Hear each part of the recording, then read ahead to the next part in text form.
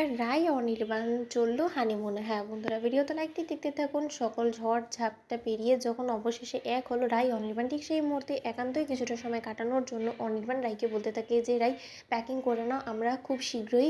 যাচ্ছি একটা জায়গায়। ঠিক সেই সময় রায় বলতে থাকে যে কোথায় যাচ্ছে অনির্বাণ, তখন অনির্বাণ বলতে থাকে যে বাকিটা না হয় সারপ্রাইজই রইলো, সব কিছু এখনই জানিয়ে দিলে তাহলে সারপ্রাইজটা কী রইলো বলো তো। ঠিক সেই সময় রায়ও আর এক মুহূর্ত অপেক্ষা না করে অনির্বাণের কথা অনুযায়ী যখন তড়িঘড়ি করে প্যাকিং ট্যাকিং করে বেরোতে নেয়, ঠিক সেই সময় অনির্বাণের মা বলতে থাকে যে যাচ্ছ যাও ঠিক আছে, কিন্তু আমার ছেলের যদি তোমার কারণে কোনো রকম কোনো ক্ষতি হয় তাহলে কিন্তু আমি তোমাকে ছেড়ে কথা বলবো না, তাৎক্ষণিক আমি তোমাকে ঘাড় ধাক্কা দিয়ে বার করে দিব। তাই অনি তোমার সামনে আমি তোমাকে সাক্ষী রেখে বলে রাখছি যে তোমার স্ত্রী কিন্তু তোমার জন্য যথেষ্ট পরিমাণে অপয়া, সেটা নিশ্চয়ই তুমি খুব ভালো করেই জানো, কিন্তু তার সত্ত্বেও এই অপয়া মেয়েটাকে নিয়ে যে তোমার কিসের এত আধিক্যতা, কিসের এত বাড়াবাড়ি তুমি করছো সেটাই আমার মাথায় ঢুকছে না। ঠিক সেই সময় এরাই বলতে থাকে যে দেখুন মা,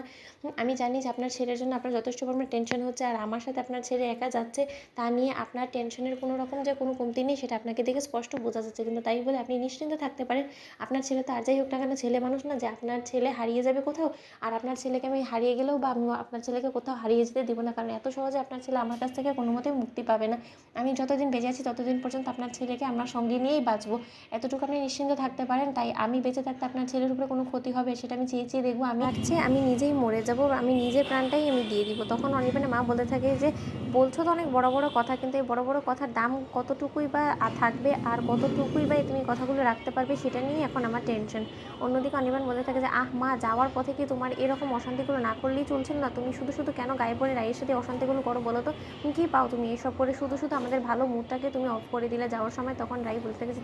অনির্বাণ শোনো, মা হিসেবে মায়ের টেনশন হবে, আর তুমি আর যাই হোক না এটা ভুলে যেও না যে তুমি যতই বড় হয়ে যাও না কেন বাবা মার টেনশন কিন্তু থাকেই তার সন্তানের জন্য, আর সেই টেনশন থেকে সেই যদি আমাকে সাবধান করার জন্য কিছু কথা বলেও থাকে তাতে আমার কোনো কিছু যায় আসে না। মা আপনি একদম টেনশন করবেন না, আপনার ছেলেকে আমি সুস্থ সবলভাবে আপনার কাছে অবশ্যই ফিরিয়ে আনবো, আমি আপনার হাত ধরে কথা দিলাম। ঠিক সেই সময় অনির্বাণের বাবা বলতে থাকে যে এই কথাটা তুমি কতদূর রাখতে পারো সেটাই এখন দেখার বিষয়। অন্যদিকে অনির্বাণ যখন হানিমুনের জন্য রাইকে নিয়ে সুন্দরবনটাই বেছে নেয়, ঠিক সেই সময় রাই ঘাবড়ে যায় এবং বলতে থাকে যে অনির্বাণ আমরা সুন্দরবন যাচ্ছি, তুমি এই কথাটা আমাকে আগে বললে না কেন বলো তো, আর তোমার বাড়ির লোকেরাও তো জানে না যে তুমি সুন্দরবনটা কি বেছে নিয়েছো, তোমার বাড়ির লোক কিন্তু অলরেডি আমাকে সাবধান করে দিয়েছে যে তোমার উপরে কোনো রকম কোনো বিপদ আসলে তাহলে আর ওরা আমাকে রক্ষে দিবে না, তাহলে সুন্দরবনে আমরা যাচ্ছি সেখানে তো অনেক বন্য প্রাণীরা আছে যারা কিনা যথেষ্ট পরিমাণে হিংস্র হয়ে যায়,